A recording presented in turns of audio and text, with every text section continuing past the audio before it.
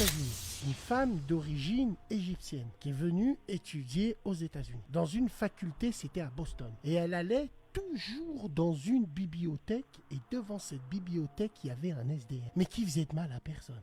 Il faisait de mal à personne, mais cette sœur savait que ce mec était, je sais pas, il était versatile, il était bizarre. Et elle habitait en colocation avec une Australienne.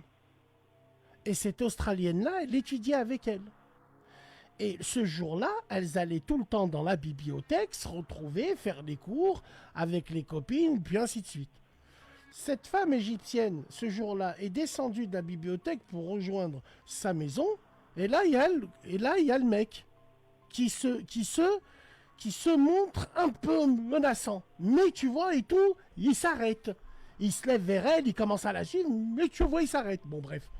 La femme, elle a eu peur. Le lendemain, pareil, elle voit le clochard. Sauf que là, il est insistant, le bonhomme. Donc, elle a peur. Elle a peur, elle continue. Et elle récite dans sa tête. Elle récite elle récite.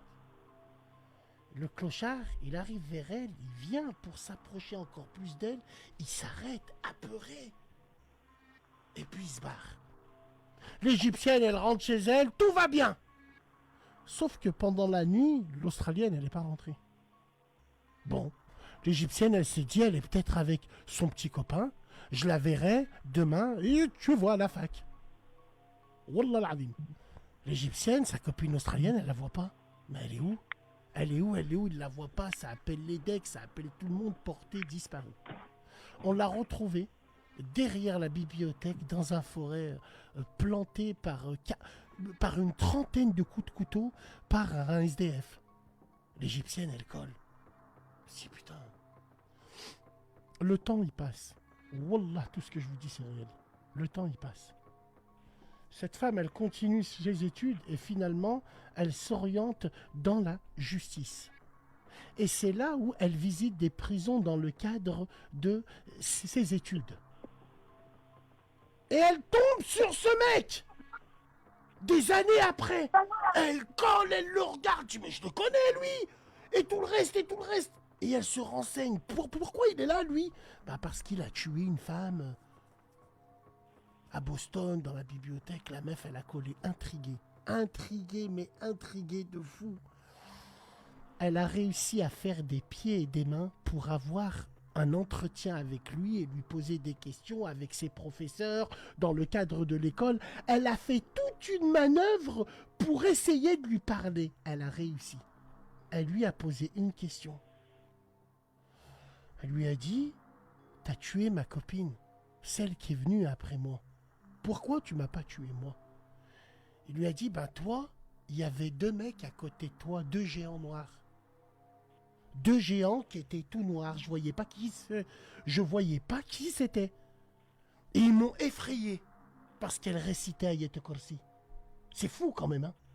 Incroyable. Wallah, tout ce que je te dis, c'est réel. Le mec, il lui a dit, je me suis arrêté. Khouya, astaghfirullah al-azim, moi j'en ai déjà parlé, mais c'est puissant. C'est puissant. Alors quand je dis des noirs, c'est pas des noirs, des ombres noires. Des ombres, des mecs géants. Il m'a dit, le clochard, il s'est arrêté. Allez vous renseigner sur Internet. Wallah, c'est réel. Il y a eu un crime dans une bibliothèque à Boston par un SDF. Le mec, il a voulu tuer la femme. La femme, elle récitait Ayat Kursi, elle a eu peur. Le mec, il s'est arrêté net. Net, il s'est arrêté.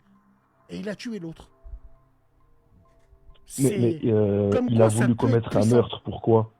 Pourquoi il a voulu commettre un meurtre? Parce qu'il était déséquilibré? Il était déséquilibré, il y a un genou qui est rentré en lui, et il a tué la première passante, quoi. Enfin, il a tué celle qui précédait l'autre. C'est pas un meurtrier, il a ça dans le sang, c'est un chasseur, un sniper. Non, il a attrapé un coup de genou. Mais comme le genou, il a vu que la femme, elle récitait Ayat Kursi, il s'est arrêté tout de suite. Il s'est barré. Il s'est barré, ouais. Il s'est barré et justement, quand il a vu cette femme, lui-même, il voulait pas parler avec. Il avait encore peur d'elle. Il a eu peur d'elle. Comme ça peut être puissant. Alors, franchement, les gars, wallah, chacun fait comme il veut. Mais cette histoire, beaucoup de gens l'ont entendue. C'est pas une urbaine légende, c'est simplement pour vous dire, il y a des choses des fois qu'on n'explique pas. On était dans des situations où on n'allait jamais s'en sortir. On a récité quelque chose, on s'en est sorti.